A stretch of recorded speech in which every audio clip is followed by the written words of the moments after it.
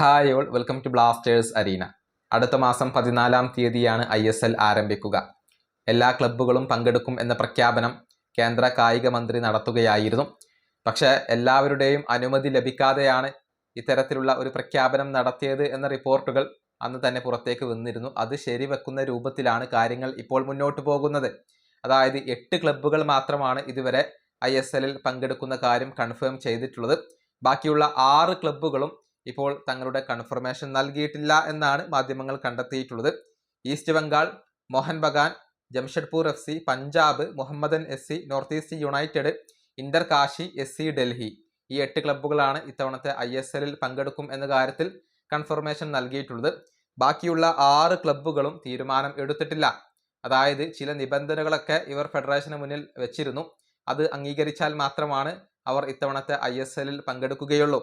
Kerala Blasters, Odisha FC, Mumbai City, Chennaiyin FC Goa, Bengaluru FC എന്നിവരാണ് ഈ 6 ക്ലബ്ബുകൾ.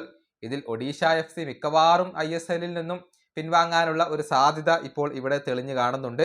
തിങ്കളാഴ്ച വരെ തങ്ങൾക്ക് അവസാന ഒരു സമയമായി കൊണ്ട് അനുവദിക്കണമെന്ന് ഒഡീഷ FC ഫെഡറേഷനോട് ആവശ്യപ്പെടുകയും ചെയ്തിരുന്നു. ഏതായാലും എത്രയും പെട്ടെന്ന് ഇക്കാര്യത്തിലൊരു കൺഫർമേഷൻ നൽകാനാണ് ഫെഡറേഷൻ ആവശ്യപ്പെട്ടിട്ടുള്ളത്.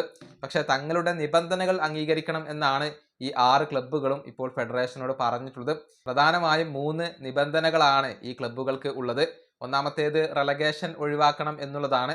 കൂടാതെ എൻട്രി ഫീ ആയിക്കൊണ്ട് 1 കോടി രൂപ നൽകണം, അതും ഒഴിവാക്കണമെന്ന് ഈ ക്ലബ്ബുകൾ ആവശ്യപ്പെട്ടിട്ടുണ്ട്. ഇതിനു പുറമെ ഗവൺമെന്റിൽ നിന്നും സഹായം വേണമെന്നും ഈ ക്ലബ്ബുകൾ ആവശ്യപ്പെട്ടിട്ടുണ്ട്. പക്ഷേ ഇതൊന്നും അംഗീകരിക്കാൻ ഇപ്പോൾ ഓൾ ഇന്ത്യ ഫുട്ബോൾ ഫെഡറേഷൻ തയ്യാറല്ല. ഈ വീഡിയോ അവസാനിപ്പിക്കുന്നു. അടുത്തൊരു വീണ്ടും കാണാം.